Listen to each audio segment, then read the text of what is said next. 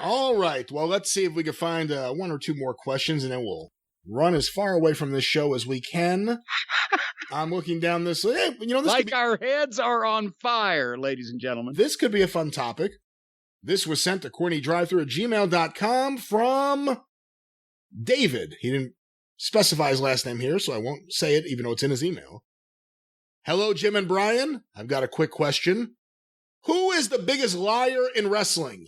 Oh, Jesus. Hulk Hogan, Paul Heyman, Bruce Pritchard, or who is your pick if you have someone that's not on that list or someone who could beat those men for the title?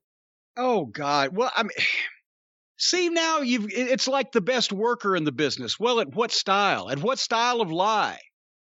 At an entertaining lie that doesn't hurt anybody, that's a story to tell in the locker room, or, fictitiousness about how great you are personally, like Hogan is, guilty of so many times, or just, lying to, get something out of somebody or to work them that, Paul Lee has been noted by other people to have experience in the past. He's never really lied that much to me because I knew ahead of time, didn't have that many dealings. Or is it just you remember part of a story, so you make up the rest to make it entertaining, and it bears some resemblance, as I've mentioned, to truth, but with, liberal sprinklings of, I'll just make the shit up because it sounds better, Bruce.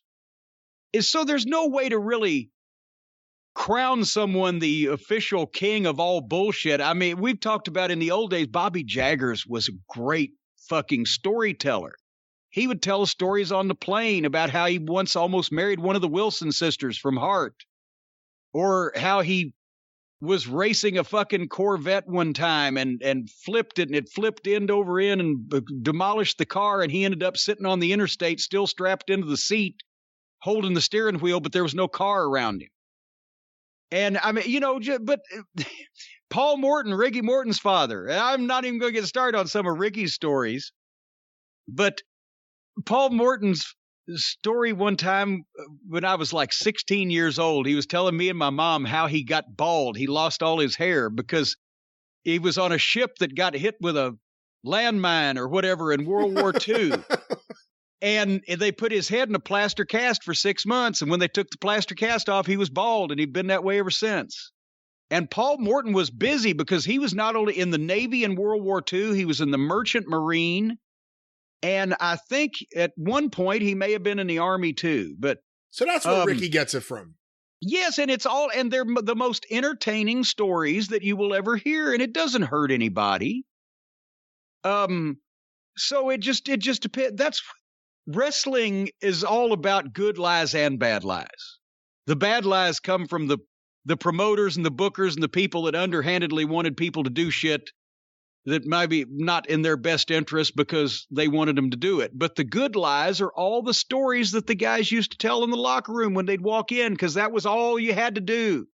You didn't have a TV in the locker room. There was no cell phone. There was no internet.